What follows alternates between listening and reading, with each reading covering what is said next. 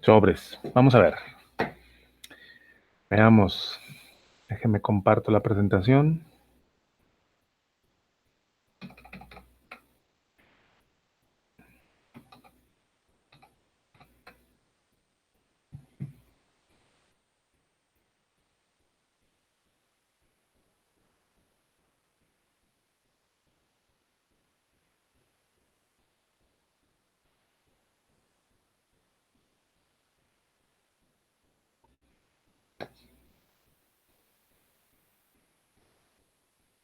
¿Ahí se ve o qué?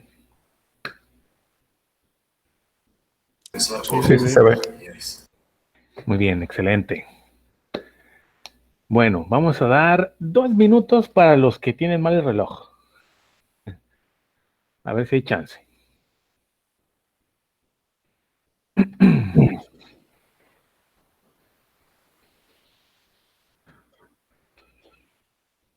A ver si se hace algo más de quórum. Si no, pues comenzamos con los que haya. En un minutito más y ya. Para darles chance.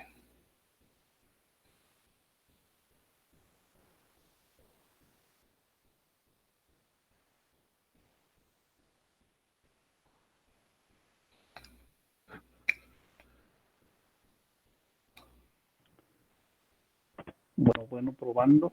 ¿A mí se me oyen? Ey. Ahora. Estoy grabando la conferencia, compa, acá en otra computadora. Perfecto. Así que ya saben, todo lo que digan se va a grabar. Que conste. Ahora. Y luego va a estar en manos de Juchipilo, así que ustedes saben.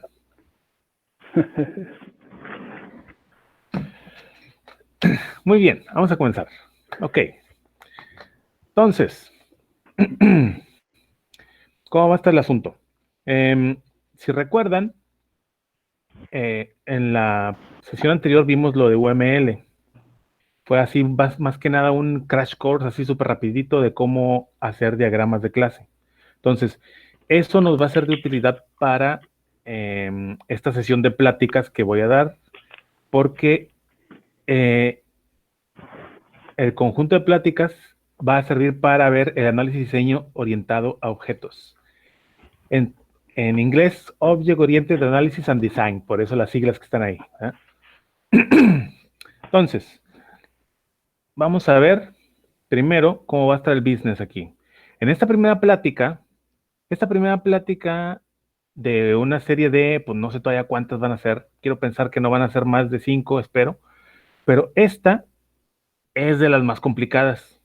No porque sea la más compleja, sino porque es la que más conceptos muestra y casi no hay acción. Entonces, es de la más complicada. Entonces, si libran esta, ya las otras ya están más fáciles porque, bueno, están más entretenidas para ser exacto, porque en las subsecuentes sí vamos a ver ya casos de ejemplo, cómo vamos aplicando la teoría que vamos a ver, etcétera, etcétera. Entonces, por eso, esta es de las más complicadas, ¿verdad? Por no decir las más aburridas o las más tediosas. Entonces, si libran esta, ya la hicieron. Por eso no quiero que dure mucho. Voy a tratar de que dure 1 hora o menos, si se puede. ¿Ok? Ahora bien, esta va a ser más o menos la agenda.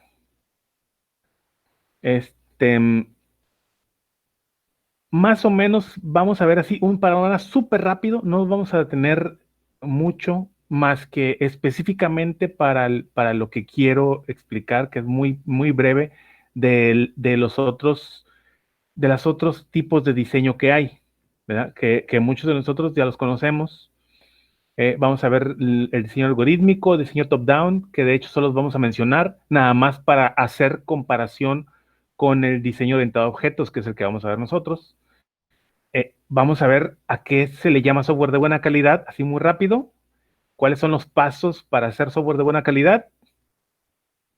¿Cuál es el objetivo del análisis y diseño orientado a objetos en general? De hecho, es en general cuál es el objetivo de la mayoría del análisis y diseño.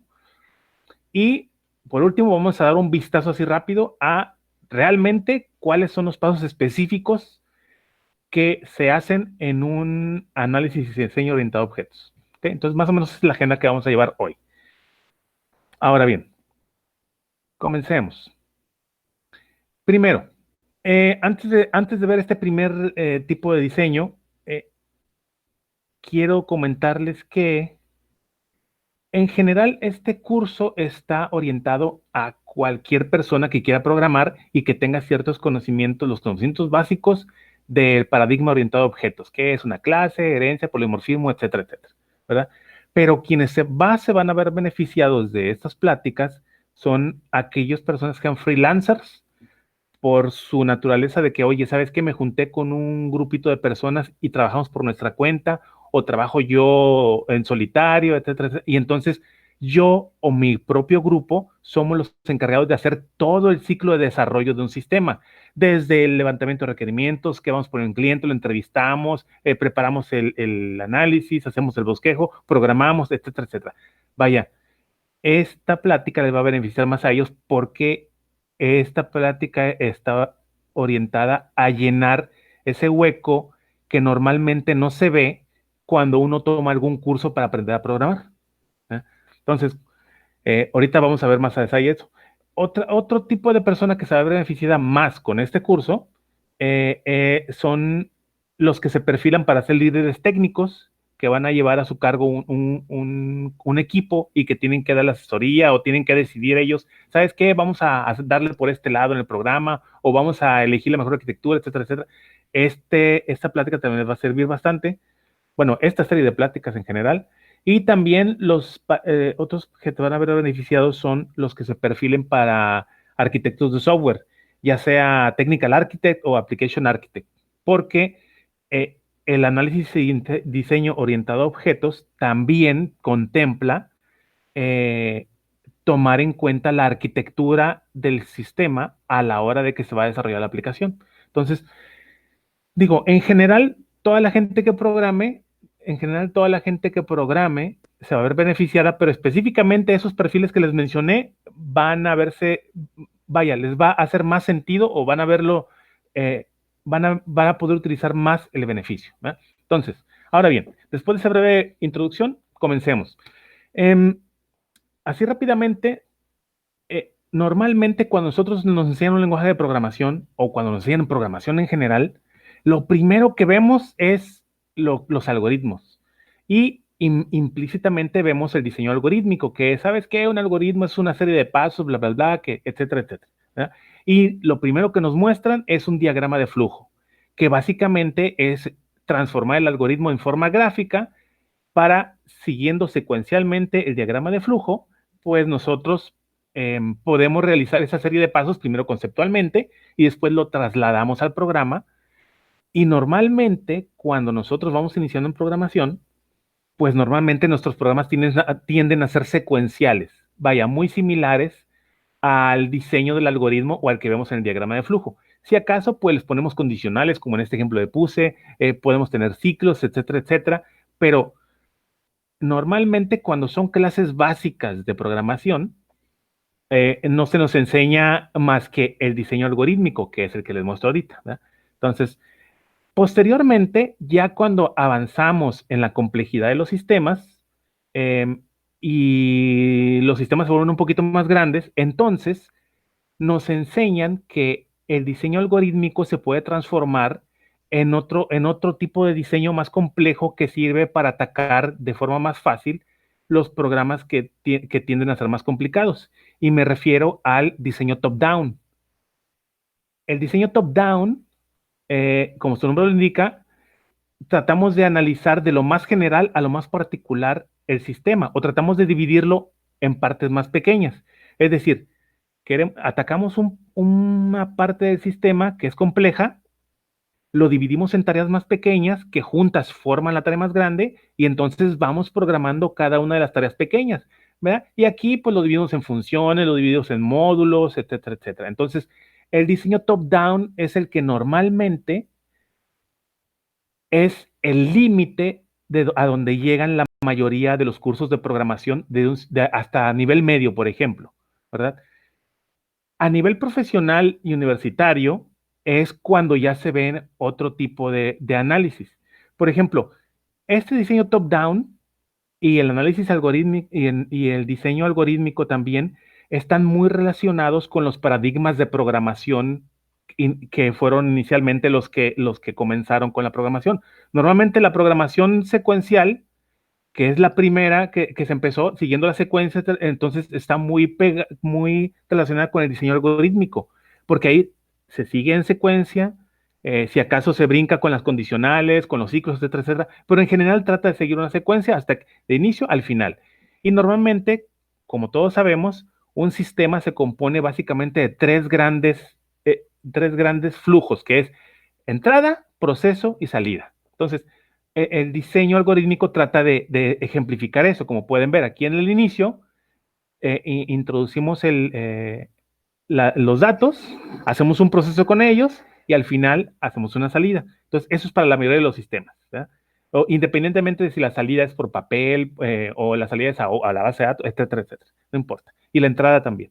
Ahora bien, el diseño top-down está muy relacionado con el paradigma de la programación estructurada, porque es muy fácil trasladar el diseño top-down a las estructuras, procedimientos, funciones, etcétera, etcétera.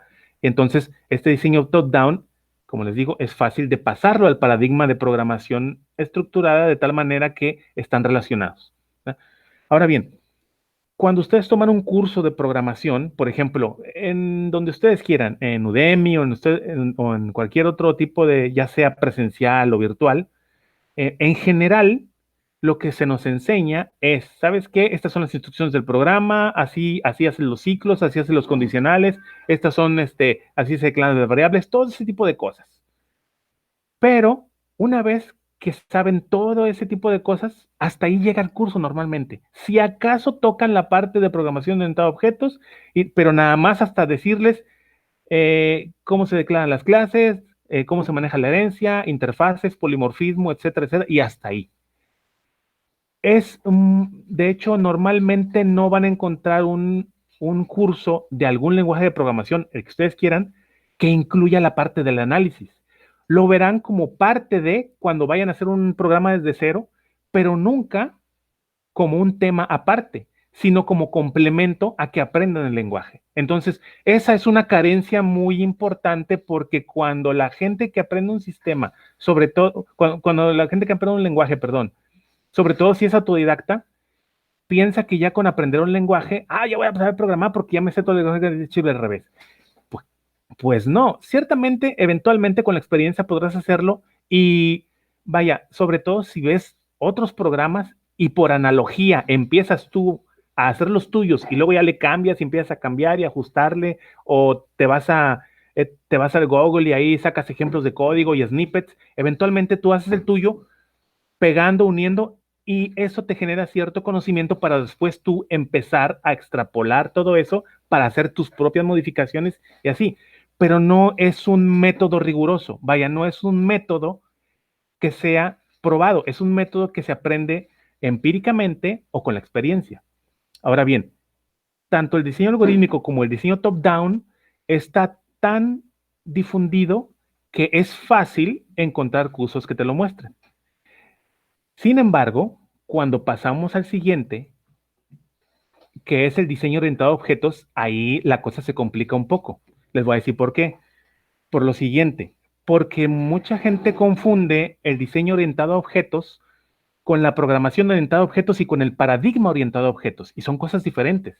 Por eso les hice la analogía antes del diseño top-down y el diseño algorítmico, que el diseño algorítmico sirve para el paradigma de programación secuencial. El diseño top-down sirve para el paradigma de programación estructurada y el diseño orientado a objetos sirve para el paradigma de programación orientada a objetos. Pero tanto el diseño como la programación son cosas diferentes.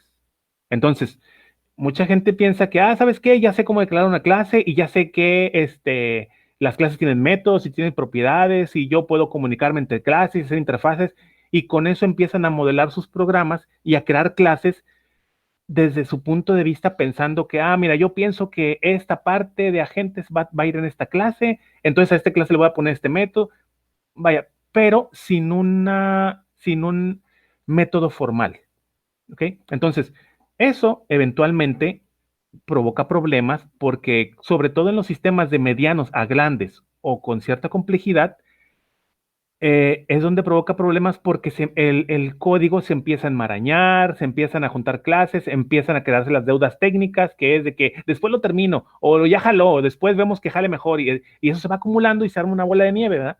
Entonces, el diseño orientado a objetos está hecho para atacar ese tipo de problemas. Ahora bien, de los 3 tipos de diseño que hemos visto, hay algo muy importante que quiero decirles. Ninguno de los diseños, ninguno de los diseños de los análisis son mutuamente excluyentes. Lo que quiero decir es que ustedes pueden comenzar haciendo diseño algorítmico, pueden seguir con el diseño top-down y luego el diseño orientado a objetos, y se puede hacer así. Aunque en realidad, para ser más específico, tiene mucho que ver con la complejidad del sistema que vayan a hacer. Si van a hacer un sistema tipo Hola Mundo, o van a hacer un sistema que saque no sé, el área de una figura geométrica, o van a hacer un sistema que simplemente saque el promedio, saque la sumatoria y todo, basta con que sigan el diseño algorítmico y eso es más que suficiente. No necesitan el diseño orientado a objetos. Si van a hacer un sistema un poquito más complejo, a lo mejor tiene un menú nada más, van a poder entrar a 2 o 3 pantallas, van a poder elegir entre 2 o 3 opciones del menú para hacer operaciones, etcétera, etcétera. A lo mejor ahí necesitan el diseño top-down, ¿verdad? Pero cuando el sistema ya es un sistema más grande, que a lo mejor requiere levantar requerimientos con el cliente, entender bien qué es lo que quiere, analizar cuáles son sus, qué es lo que, cómo lo vamos a atacar, etcétera. Entonces, es cuando ya conviene utilizar el diseño orientado a objetos. Lo que les quiero decir con esto es que los 3 paradigmas son importantes y también es muy importante elegir el diseño correcto para cuando están haciendo sus aplicaciones, más que nada para evitar complejidad innecesaria. Porque como pueden observar, nada más viendo las gráficas, el diseño orientado a objetos es más complejo de hacer que el diseño top-down o el diseño algorítmico. ¿Ok? Porque tiene un conjunto de fases que toman en cuenta cosas más complejas que se hacen a la hora de diseñar. Cosa que el diseño top-down, aunque sí pudiera tomarse en cuenta, a la hora ya de comenzar a modelar el programa, es más simple porque nada más toma en cuenta funciones y procedimientos, organiza y ir dividiéndolo en tareas más específicas hasta que se llegue a una función que hace una sola cosa y entonces esa se junta con las otras y eventualmente varias funciones construyen todo un módulo. Pero allí no se ve programación orientada a objetos, se hace programación estructurada. Entonces, digo, a lo que voy es a que tomen en cuenta eso, que el diseño orientado a objetos sí es muy útil, pero en cuando la complejidad del sistema lo requiere, porque el diseño orientado a objetos en sí, en la metodología, y introduce complejidad a la hora de desarrollar la aplicación. Entonces, sin embargo, cuando es un sistema grande o empresarial, esa complejidad rápidamente se ve compensada con los beneficios que obtiene a la hora de seguir esta metodología. ¿Ok? Ahora bien, lo siguiente que les voy a mostrar es muy importante. Lo siguiente que les voy a mostrar es muy importante. Tiene que ver con el objetivo de todas las metodologías, independientemente de si es la algorítmica, si es la top-down o la orientada a objetos. Y me refiero a nuestro software. Nuestro software, ¿cómo le podemos hacer para tener un software de buena calidad? ¿Sí? Es decir, ¿cómo le podemos hacer para que mi software sea considerado como un software que esté bien hecho, que tenga buena calidad? Entonces, para eso, lo primero que tenemos que cuestionarnos es, ¿a qué le llamamos nosotros software de buena calidad? ¿Eh? Y ahí me gustaría que algunos de ustedes intervinieran y me dijeran, para ustedes, ¿qué consideran que es un software de buena calidad? ¿Alguno tiene una idea? Yo, A ver, que cumpla con la función que requiere, o sea, debe tener una función específica y que sea eficiente, ¿no? ok, que cumpla una función específica y que sea eficiente. Muy bien. ¿Alguien más? ¿O están de acuerdo con el Cristian? El que calla otorga. Estamos de acuerdo. Además que sea Muy barato. bien. Ándale. Bueno, muy bien. Fíjense, También que sea escalable, ¿no? Y bueno, también que que sea escalable, tenga- ok. tiene como varias cosas más. Ok, que tenga varias cosas. Muy bien, excelente. Fíjense, todas esas definiciones, si se fijan, no están peleadas unas con otras, son como si fueran complementarias. ¿Ok? Entonces, aquí, por ejemplo, lo que dijo Cristian, de que tiene que cumplir una función específica y tiene que ser eficiente. Lo que dijo Joel, que tiene que ser barato también, y todo eso, y tiene que ser eficiente y tiene que estar bien programado. La definición aquí depende del punto de vista de quien lo defina. Porque, por ejemplo, nosotros como programadores podemos tener una definición, ¿verdad? Pero el cliente, si nosotros le preguntamos, oiga, para usted, ¿qué sería, cómo consideraría el programa que yo le hago de buena calidad? Y entonces nos va a dar una definición diferente, normalmente. Ahora, todos los que mencionaron ustedes son algunas características que debe de tener un software de buena calidad, ¿ok? Ahora bien, normalmente, para que un software de buena calidad se llame como tal, debe de tener al menos dos puntos de vista, que son los siguientes. El punto de vista del cliente y el punto de vista del programador, que le llamamos calidad externa, que es la que ve el cliente, y calidad interna, que es la que ve el programador. Entonces, normalmente, para que un cliente te diga que el software es de buena calidad, es porque el software hace lo que el cliente quería, ¿verdad? A la hora que él quería y como él lo quería. Sin embargo, para que un programador diga que tu software es de buena calidad, entonces él lo que se va a fijar es, ¿sabes qué? Si lo puedo escalar bien fácil, está legible, mano, está muy bien hecho porque le entiendo muy bien, está bien organizado, veo que si quiero ampliarle aquí se puede ampliar, veo que si puede escalarse, se puede escalar fácilmente. Entonces, esos dos tipos de calidades son las que forman juntas un software de buena calidad, tanto interna como externa. Porque si falta alguna, entonces el software no prospera como se debiera. Vamos a poner un ejemplo bien simple. Vamos a suponer que ustedes solo se fijan en la calidad, vamos a suponer que ustedes solo se fijan en la calidad externa. Es decir, ¿sabes qué? Vamos a hacer el programa como se pueda, mano, pero yo quiero que el cliente quede bien contento. No me dejarán mentir, hay mucho software así. Hay mucho software así, que por ejemplo, al cliente le dice, no, mira, va a hacer esto y mira, te estoy poniendo unas gráficas bien padres y los botones con ganas y toda la onda, y entonces, y haces lo que el cliente quiere, y el cliente está súper contento porque se ve bien padre, hace lo que él pidió y se lo entregaron a tiempo. Pero te metes a ver el código y a la semana de que lo programaste ya no tiene ni la más remota idea cómo funciona, porque está, pero hecha con los pies, man, así de que, eso está terrible, o sea, está mal organizado, no es escalable, y entonces ahí sucede algo que en la música se llama One Hit Wonder, que es, por ejemplo, cuando oyes una canción bien pegajosa y que pega, tiene un exitazo, pero resulta que el mugriento cantante es la única buena que tiene. Y después de esa ya no vuelve a sacar ninguna y se olvida. Y entonces tú te acuerdas de la canción porque estaba bien padre, pero no te acuerdas ni del cantante porque jamás volvió a sacar otro éxito.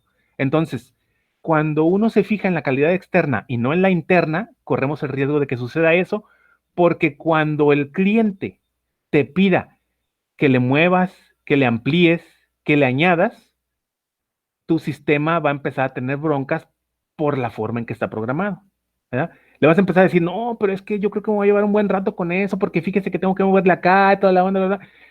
Para el cliente, como no sabe de sistemas, ¿verdad?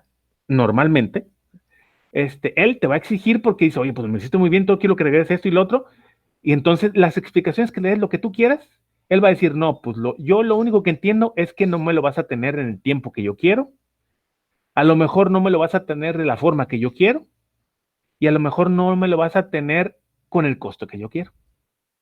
Y entonces ahí es donde, pum, hasta llegar, ¿verdad? Porque a lo mejor el cliente se puede conseguir a alguien más. Entonces, ese es el riesgo de solo tomar en cuenta la calidad externa. Ahora, también sucede lo contrario. Cuando queremos tomar en cuenta la calidad interna, que es los programadores que dicen, ¿sabes qué, mano? Yo voy a tomar en cuenta todo lo que estoy haciendo en el sistema, a ver, me voy a fijar bien cómo voy a organizar mis clases, voy a pensar bien la arquitectura, voy a estar haciendo eso, y empiezan, y no, ¿sabes qué? Voy a usar este framework porque es lo más nuevo y ya chequé que está súper optimizado y bien buenos comentarios, y empiezas a hacerlo, y ahí ocurre otro fenómeno muy interesante, que cuando le muestran al cliente el resultado, ya sea preliminar o final, dependiendo del tipo de programa, del tipo de organización que vayan a programar, ya sea en cascada o ya sea Scrum o lo que ustedes quieran, a la hora de que les presentan al cliente, el cliente dice, oye, mano, pero fíjate que le hice clic aquí para sacar un reporte y jala bien lento, man. O, ¿sabes qué? Fíjate que estoy viendo que no me está agrupando bien las columnas que yo le pedí en esta parte de la pantalla. O fíjate que, ¿qué sucede ahí? Que por centrarse en la calidad interna y asegurarse de que estuviera bien diseñado y toda la onda, se olvidan de algo muy importante del cliente. No me deja de mentir, hay software que está muy bien diseñado y tiene todo el nombre, es una obra de arte en arquitectura, pero jala súper lento, ¿verdad? Es que tiene todas las capas OSI, todo ese rollo y bla, y le puse, no, ¿sabes qué? Le puse el backend, le puse el intermedio, le puse los servicios y le puse el front y le puse, pues sí, mano, pero le puse un chorro de capas porque así lo dicta la arquitectura y te quedó bien padre, pero la percepción del cliente es que está lento, no hace lo que quiere, se tarda mucho en cargar. Entonces, ese es el problema de tomar en cuenta la calidad interna y descuidar la calidad externa. Entonces, por eso es importante tomar en cuenta las dos cosas. Ahora bien, ¿por qué les digo esto? Por lo siguiente, porque eh, hay una metodología para hacer software de buena calidad en 3 sencillos pasos, nada más. Eso sí, se los voy a decir primero. Estos son los 3 sencillos pasos que hay que hacer. ¿Cómo crear software de buena calidad en 3 sencillos pasos? Paso número 1, asegurarse de que el software hace lo que el cliente quiere. Paso número 2, aplicar los principios básicos de orientación a objetos para añadir flexibilidad, es decir, que el software sea flexible. ¿Por qué? Porque todo el mundo sabemos, cuando ya tenemos algo de experiencia, que el cliente nunca se va a conformar cuando está el sistema, sobre todo si le gusta. Si eres víctima de tu propio éxito y la primera parte que le entregues del software le gusta al cliente, te va a empezar a pedir más cosas. Entonces, tú debes de tomar en cuenta eso para que tu software sea flexible, ya sea para los cambios o para extenderlo. Y en la parte número 3, esforzarse por lograr un diseño reutilizable y mantenible. Es decir, que si haces algo para un cliente, lo hagas de tal manera que partes de ese sistema las puedas utilizar para que te ahorren trabajo cuando vayas a hacer otro sistema. Y aparte, que el software que tú hagas sea mantenible de tal manera de que lo puedas extender, mejorar y actualizar con el menor esfuerzo posible. Ahora bien, esto suena muy bonito y son pasos muy simples, ¿verdad? Súper simples. Aquí lo interesante es, bueno, ¿cómo lo hacemos desde el punto de vista técnico? Entonces, para eso está el análisis y diseño orientado a objetos. El análisis y diseño orientado a objetos toma en cuenta 2 grupos: clientes satisfechos y programadores satisfechos. Del lado del cliente, este tipo de análisis se asegura de que la aplicación funcione como espera el cliente, que la aplicación continúe funcionando a lo largo del tiempo, porque, como no me dejarán mentir, sucede muy seguido de que, ¿sabes qué? Le entregas al cliente un programa, luego te pide unos cambios, y luego cuando se lo das, ya no funcionó. Oye, pues si nada más te dije que le agregaras cosas nuevas, lo que ya estaba, ¿por qué dejó de funcionar? Entonces, y la tercera cosa es que la aplicación pueda ser actualizada y mejorada. Que no le digas al cliente, no, es que eso me va a tomar un chorro de tiempo porque fíjese que esto, o ¿sabe qué? No voy a tomar en cuenta eso, a lo mejor hay que comprar otro software o mejor es. Vaya, ese es uno de los objetivos del análisis y diseño orientado a objetos, que los clientes estén satisfechos en esos 3 rubros. Y del lado de los programadores, que la aplicación pueda ser reutilizada, o sea, es decir, las partes o toda, que pueda ser reutilizable sin modificarle mucho y que la aplicación sea flexible y fácil de ampliar o mejorar. Entonces, esos son los objetivos. De hecho, en general son los objetivos de cualquier diseño, tanto del top-down como del algorítmico. Sin embargo, lo que vamos a ver aquí es ese objetivo desde el punto de vista del análisis y diseño orientado a objetos. Ahora bien, ¿hasta ahí tiene una pregunta, alguna duda? ¿Todo bien? ¿Claro? Todo bien, todo bien. Ok, bien. Entonces, sigo yo. Ahora, todos esos objetivos se ven muy bonitos, están muy padres, ¿verdad? Sin embargo, ¿cómo, técnicamente hablando, cómo podemos lograrlos? Bueno, para eso tenemos esto de aquí. Esta es la versión simplificada del análisis y diseño orientado a objetos. Como les platiqué antes de la reunión, de hecho, en días pasados, el análisis y diseño orientado a objetos es un proceso que se ve normalmente en un semestre en la universidad. Pero para este curso voy a hacer una versión simplificada, ¿verdad? Para este curso voy a hacer una versión simplificada, pero tiene las partes principales del análisis y diseño orientado a objetos. Entonces, estas son las partes, las voy a describir ahorita brevemente, ¿verdad? Y vamos a ver de qué se trata cada una. Lo primero es levantamiento de requerimientos y casos de uso. Cuando nosotros dijimos que un software de buena calidad debe de hacer lo que el cliente quiere, para poder hacer que el software haga lo que el cliente quiere, primero tenemos que asegurarnos de saber perfectamente bien qué es lo que el cliente quiere. Entonces, para eso hay una metodología que es lo del levantamiento de requerimientos. Después de eso, la siguiente parte es algo que se llama análisis textual y diseño preliminar, que es, ok, ya cuando sé qué es, ahora sí, ya cuando sé qué es lo que el cliente quiere, bueno, ¿cómo transformo esos requerimientos del cliente en un diseño orientado a objetos?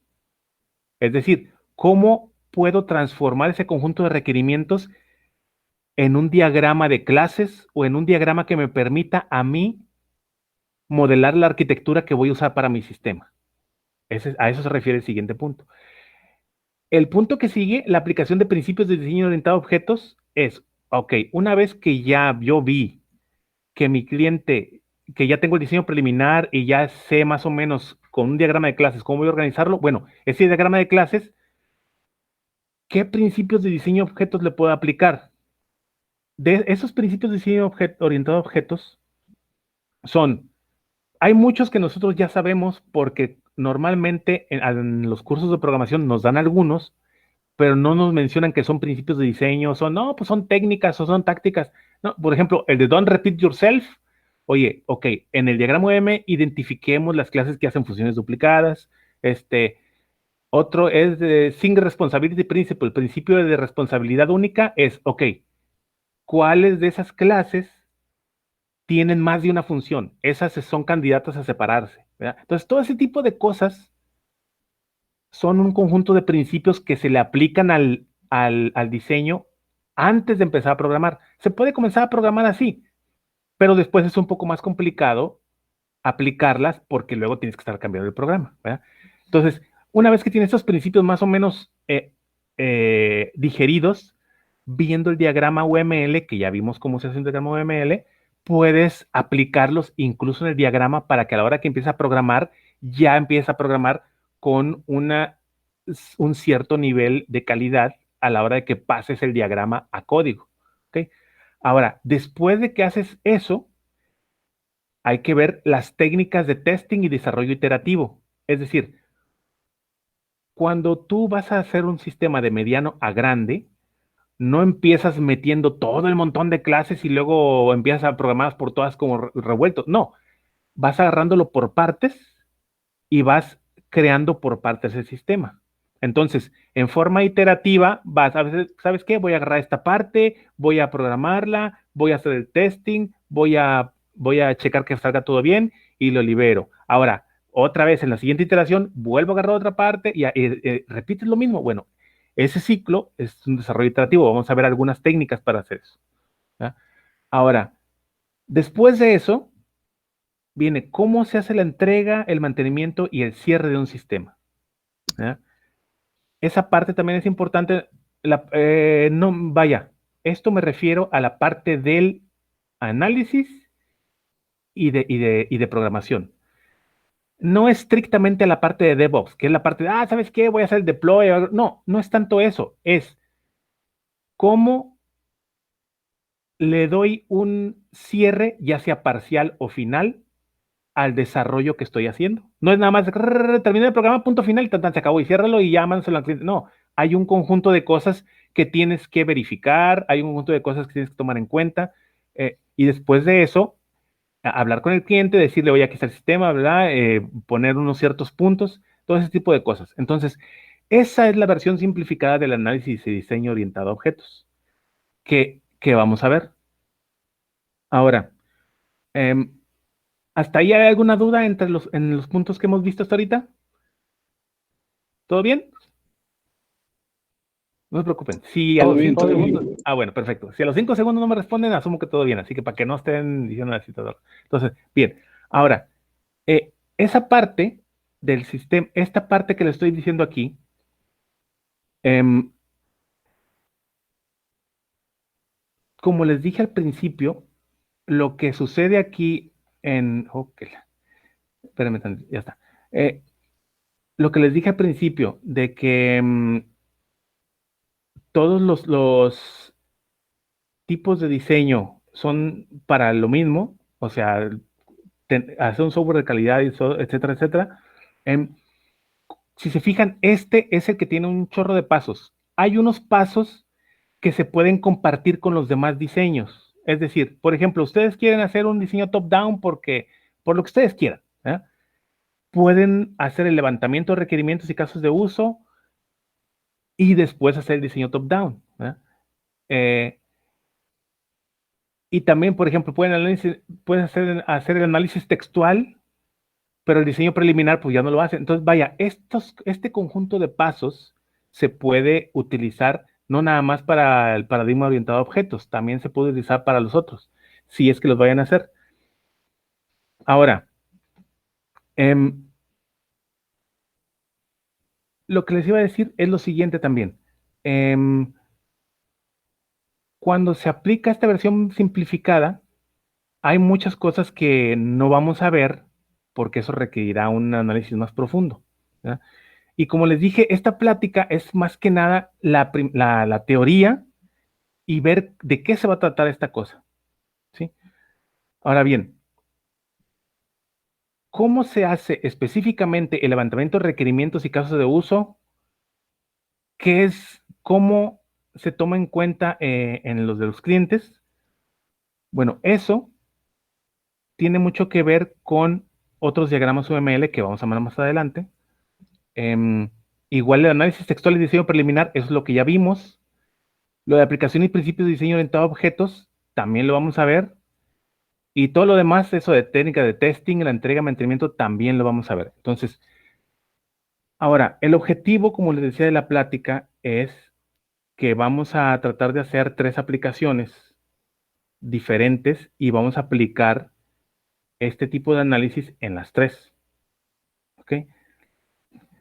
Siguiendo cada uno de estos pasos y voy a tratar de que sean lo más breve posible. Por ejemplo, esta plática de aquí de ahorita era para ver todo este tipo de cosas y también vamos a ver una parte que se llama alcances y limitaciones, porque, por ejemplo, hay una cosa que sucede cuando están analizando con el cliente y es común, sobre todo en la gente que quiere vender su sistema, que empieza a hablar con el cliente y el cliente les empieza a decir, mira, necesito un sistema que haga, no sé, un sistema de ventas o un sistema de inventarios que lleve el control de los inventarios y mira, tengo varios almacenes. Y entonces ustedes empiezan a emocionar y, sí, dígame más y oiga, y si le ponemos esto y entonces ustedes mismos le empiezan a dar ideas al cliente. Pero en el levantamiento de requerimientos y casos de uso hay una parte súper importante que se tiene que tomar en cuenta, que se llama lo de alcances y limitaciones. ¿Hasta dónde va a llegar el sistema y qué es lo que no se va a tomar en cuenta? Eso es súper importante en la parte de levantamiento de requerimientos y casos de uso, porque de eso depende el análisis textual y diseño preliminar cuando vayan a modelar las clases y todo y les digan qué es lo que va a hacer cada uno, Bueno, ¿qué tan detalladas van a ser las clases? ¿Qué tan detallados van a ser los métodos? Bueno, va a depender de lo que acuerden en la parte de alcances y requerimientos. Alcances y limitaciones, perdón. Entonces, ahora, si no hay preguntas ni dudas, le vamos a dejar hasta ahí. Esto era lo que quería que vieran, de esto se va a tratar las pláticas. Lo que a mí me interesaba que vieran era de qué se trata el análisis y diseño de objetos, qué relación tiene con la calidad del software, por qué es diferente del diseño estructurado y diseño algorítmico, cuál es la diferencia entre cada uno. Entonces, le vamos a dejar hasta ahí y, y entonces, si no sé si tienen alguna duda, alguna pregunta. Esta clase, como les dije, es la más complicada de todas porque es un chorro de teoría, ¿verdad? De hecho, traté de que fuera lo más corta posible, por eso no me acabé la hora, ¿verdad? Porque no quería tardarme mucho. Entonces, la siguiente, no, apenas está logueando la NASA. La siguiente clase que veamos ya no va a ser tanta teoría. Lo que vamos a hacer es hacer casos de uso y vamos a empezar a aplicar todas las técnicas que les listé ahí. Las vamos a empezar a aplicar una por una en casos de sistemas que se tienen que hacer. Cómo se levantan los requerimientos, cómo se hace eso. Ahora, la forma en que quiero utilizarla es hacerlo de tal manera que sea compatible con las metodologías ágiles, porque es lo que se utiliza ahora. En vez de nosotros hacer un montón de documentos y hacer el ciclo RUP de Rational Unified Process y todo ese rollo, o el CMMI, nosotros vamos a hacer una versión simplificada que en lo que va a consistir es en hacer el levantamiento de requerimientos en forma rápida, nada más 2, 3 puntos específicos que tienen que tomar en cuenta a la hora que estén platicando con el cliente, y después ya cómo se transforma eso en algo que les sirva para empezar a modelar las clases. Y allí, de hecho, del punto 1 y el punto 2, la mayoría de la gente es lo que más les interesa, porque esa parte, en esas dos partes, en el levantamiento de requerimientos y en el análisis contextual, es donde se convierte o la primera transformación que tienen desde lo que les dijo el cliente a pasarlo al diagrama de clases para empezar a modelar las clases. ¿Qué técnicas se usan? ¿Cómo se hace? ¿Cómo decido si se va a crear una clase o no? ¿Cómo decido si se va a separar? Todo eso es lo que vamos a ver en la siguiente clase. No sé si tengan alguna pregunta, alguna duda. Si no, ahí le dejamos. Muy bien. Para los que llegaron al final, la estoy grabando, al rato se los comparto. El Juchipiro la grabó. Gracias, Joel. Por favor, me las compartes porque llegué justo cuando terminó todo. Sí. Él no se las pases para que no lleguen. No, Ahora, no podrás repetir todo otra vez. No, el Juchipiro les pasa. Digo, esta clase duró poquito porque como es mucha teoría, yo dije, no, se me van a aburrir, voy a tratar de que sea lo más corto posible porque es mucha teoría, pero era importante que la supieran porque no, vaya, esto normalmente no se da en un curso de que nos enseñan a programar, esto no te lo enseñan, man. Entonces, y esta teoría va a servir para que después, cuando ya veamos en la práctica, les meten dentro de requerimientos, les haga sentido, ok, mira, aquí estamos en la parte de, aquí estamos atacando la parte de la calidad interna, aquí estamos atacando la parte de la calidad externa, aquí estamos atacando la parte de aplicar los principios de diseño, o sea, para que les haga sentido qué es lo que estamos haciendo y en qué parte del análisis estamos, de tal manera que ustedes después lo interioricen y se aprenden de memoria. Eventualmente ya no van a necesitar tener post-its ni nada porque ya van a saber, sí, mira, primero eso, después, ese es el objetivo, ¿ok? Que lo interioricen y que se lo aprendan de memoria y que después, una vez que lo sepan, independientemente del lenguaje de programación que usen, se puede aplicar el mismo método. Esa es la ventaja. Este método de análisis se aplica con cualquier lenguaje de programación y para cualquier tipo de sistema que se vaya a desarrollar. La única condición, como su nombre lo indica, porque es un análisis y diseño orientado a objetos, la única condición es que de preferencia usen un lenguaje que permita usar el paradigma orientado a objetos. para que a la hora de modelar el diagrama UML de a clases, pues se pueda pasar de forma sencilla a las clases del programa. Pero bueno, ya todo esto es plática after recurso. ¿Ya? Hasta aquí vamos a dejar. ¿Ya? Ya, si quieren pueden maldecir o algo. Espero que ya le ha puesto stop el Huichpilo. Para que no digan Ahora nada. sí, Joel, que ya él dijo una grosería y podemos decir, el profesor dijo una grosería. No, hombre, ¿cuál dije? Ah, sí, no manches. No,